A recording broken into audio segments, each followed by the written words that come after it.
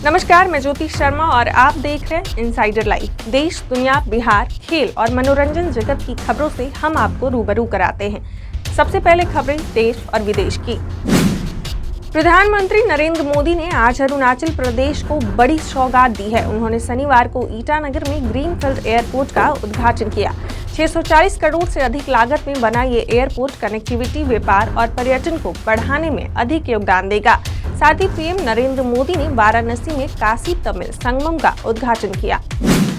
गुजरात विधानसभा चुनाव 2022 दो चरणों में होना है, जिसमें पहला चरण 1 दिसंबर और दूसरा चरण 5 दिसंबर को वोटिंग होगी। गुजरात चुनाव के दूसरे चरण के लिए कांग्रेस ने स्टार प्रचारकों की दूसरी लिस्ट जारी कर दी है। लिस्ट में कांग्रेस अध्यक्ष मल्लिकार्जुन खड़गे, पूर्व अध्यक्ष सोनिया गांधी समेत राहुल गांधी का पहले चरण के स्टार प्रचारकों के तौर पर नाम शामिल है। देश में कोरोना वायरस संक्रमण के एक्टिव मरीजों की संख्या घटकर 6,782 रह गई, जो कुल मामलों का 0.02% है।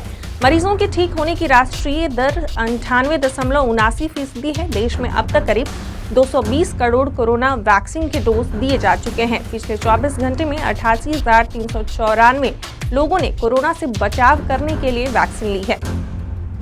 दिल्ली हाईकोर्ट से उद्धव ठाकरे को बड़ा झटका लगा है। हाईकोर्ट ने चुनाव आयोग के फैसले के खिलाफ उद्धव ठाकरे की दायर याचिका को खारिज कर दिया है। दरअसल शिवसेना में हुई टूट के बाद उद्धव ठाकरे और शिंदे दोनों गुटों ने शिवसेना पर अपना अपना दावा ठोका था, जिसके बाद चुनाव आयोग ने शिवसेना के नाम और चुनाव निशान को फ्रीज करने का आदेश दिया था।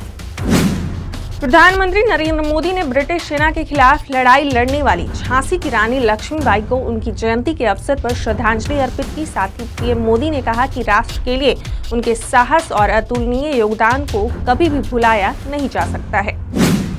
कांग्रेस की अंतरिम अध्यक्ष सोनिया गांधी ने पूर्व प्रधानमंत्री इंदिरा गांधी की 105वीं जयंती पर दिल्ली के शक्ति स्थल पर श्रद्धांजलि दी। पीएम नरेंद्र मोदी ने भी इंदिरा गांधी की जयंती पर ट्वीट कर उन्हें भावपूर्ण श्रद्धांजलि अर्पित की है।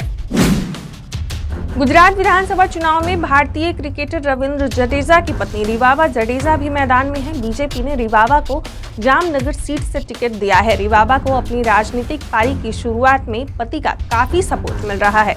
उन्होंने शनिवार को कहा कि उनके पति उनके जीवन में बूस्टर डोज की तरह हैं, जिन्होंने राजनीतिक जीवन में हमेशा उनका समर्थन किया है।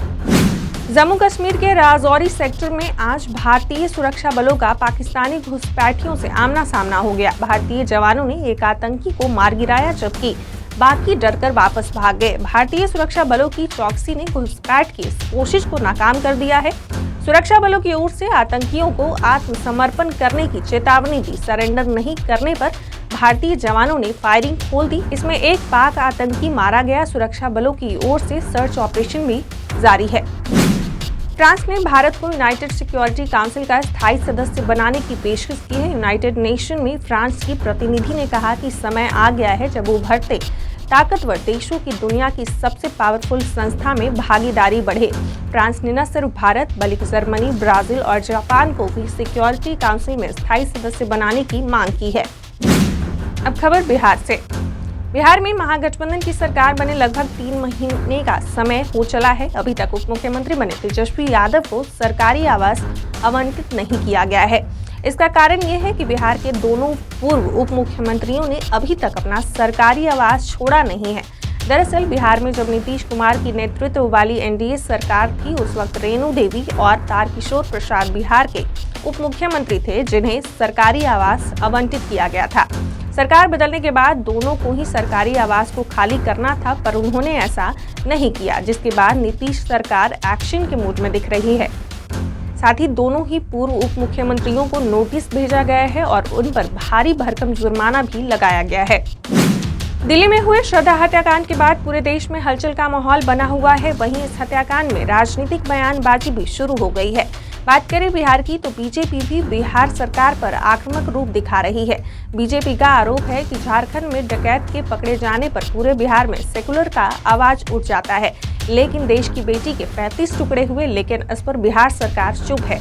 इसके साथ ही बिहार में फर्टिलाइजर की कमी को लेकर बिहार सरकार की साजिश बताई। इन उपयुक्त बातों को बिहार के बीजेपी प्रदेश अध्यक्ष संजय जायसवाल द्वारा कहा गया है। पटना विश्वविद्यालय छात्र संघ चुनाव के लिए आज 51 बूथों पर मतदान की प्रक्रिया दोपहर 2 बजे तक खत्म हो गई। सुबह 8 बजे से कुछ शांतिपूर्ण चला, लेकिन मतदान खत्म होने से कुछ देर पहले पटना कॉलेज के गेट पर फायरिंग हो गई है। मामले को शांत कराने में पुलिस जुटी हुई है। अब खबर खेल जगत से। स्टार टेबल टेनिस खिलाड़ी मनिका बत्रा ने एशियन कप में ब्रॉन्ज मेडल जीतकर इतिहास रच दिया। सेमीफाइनल में हार के बाद ब्रॉन्ज मेडल के लिए उनका सामना जापान की हिना हायात से था, जहां भारतीय खिलाड़ी ने जीत दर्ज की। मनिका एशियन कप के 39वें साल के इतिहास में भारतीय में सर्वश्रेष्ठ प्रदर्शन का रिकॉर्ड अपने नाम सुनिश्चित कर लिया है। अब खबर मनोरंजन जगत से। आमिर खान की बेटी आयरा खान ने बॉयफ्रेंड नुपुर शिखरे के साथ सगाई कर ली है। इस अवसर पर उनके परिवार और खास दोस्त उपस्थित थे। अब उन्होंने रिंग सेरेमनी की तस्वीरें शेयर की हैं। इस पर फैंस दिल खोलकर लाइक्स और कमेंट कर रहे हैं। अभिनेता बॉबी देओल पवन कल्याण की फिल्म में औरंगजेब की भूमिका में नजर आ सकते हैं। उन्होंने इस फिल्म में अर्जुन रामपाल की रिप्लेस किया है। इस फिल्म को लेकर वो बहुत ही उत्साहित हैं। खबरों की माने तो ये फिल्म एक पीरियोडिक ड्रामा होगी। बॉबी देओल फिल्म में विलेन की भूमिका में नजर आएंगे। फिलहाल के लिए इतना ही। बाकी की खबरों के लिए इनसाइडर लाइव को सब्सक्राइब कर लें।